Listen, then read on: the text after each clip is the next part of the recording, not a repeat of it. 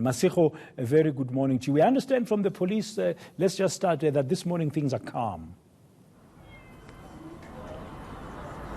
Things are relatively calm this morning, Braden, but I have a feeling it's because people were actually protesting, looting and still burning stores around Jewel Street till about 4 or 5 a.m. this morning. And I'm just going to ask my colleague Lingen Dabambi to show you, for instance, the shop that we're standing in front of at the moment is actually still burning. So even with the community members and fire trucks coming through at some point to try and put off the fire, if you look there, my colleague Linga is showing us right now, this store, there's this small passage at this store where you can see that the fire is still continuing and still going on.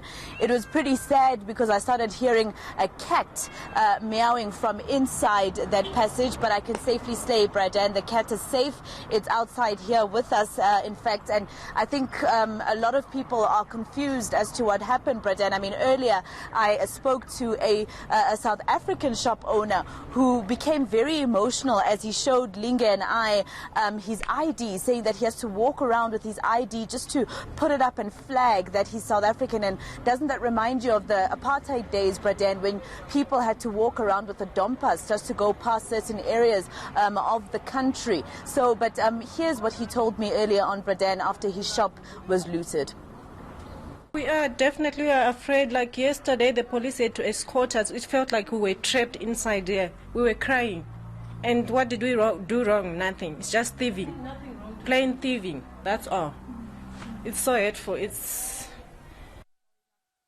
Must have been 200 of them here. Robbing, carrying on. They broke the window. They even tried to steal a scooter out of here. I mean, the worst of everything is all these looters know me. I've been here. Even the dogs around know me. I've been here so long. But yet they chose to steal all my stuff. I mean, is this xenophobia? Yeah. We must walk around with IDs to prove to them that we're South Africans. Yeah, here's our IDs, me and my staff. We must walk around with IDs to show them that we are locals. They know us. All these looters know me. But yet they carry on. 2 days in a row they tried to get in here. The first day they got in, they cleaned the shop. Look what it looks like here. I've been here for 35 years. And this is what they do.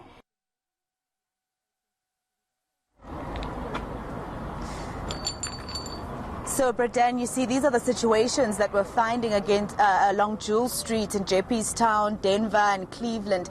And it's pretty sad, Braden, because the stench of smoke is palpable around this road. The police have been doing their rounds because, obviously they have to ensure that, safety is still within the Johannesburg city centre. But I have a feeling, Braden, that at some point today, because right now probably people are resting because they were protesting till around 5 a.m. this morning, I have a slight feeling that at some point violence will erupt again in Jeppe's Town.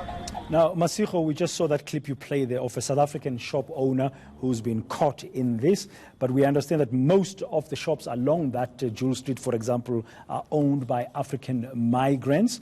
And there were reports that although nothing can be verified or proven, that GP Hostel itself was sort of involved in this, that people who live in GP Hostel. Were you able to ascertain any of that? I saw yesterday you interviewed the Minister of Police, Bheki Cele, who was meant to speak to some of indunas in the hostel.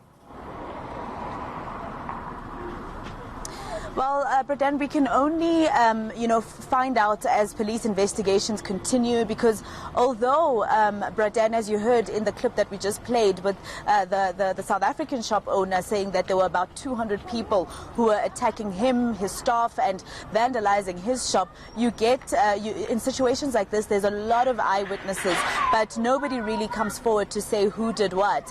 And yesterday, actually, when we were with the police minister next to the Jeppe hostel that you're talking about, the residents who reside in that hostel actually began to become a little violent, and that's when the minister took a decision that everybody who had nothing to do with what was going on around there should rather meet him on Jewel Street. And we had to move quite a couple of times for our safety, because some of them were carrying nobgiris, they were carrying large rocks, they were carrying knives, for instance, Braden.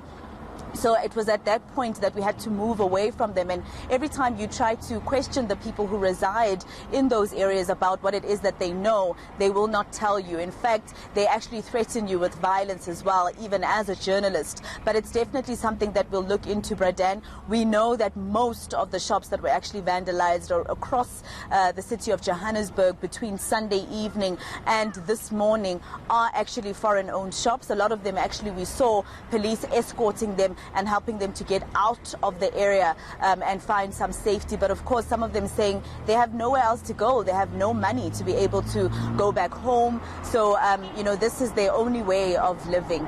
So we're still yet going to find very sad stories as we continue with the story. Thank you very much, Masigo Ratlaga. They're on the ground, still some of the fires burning there, at least in that one shop. We saw some flames there. Not a good situation indeed.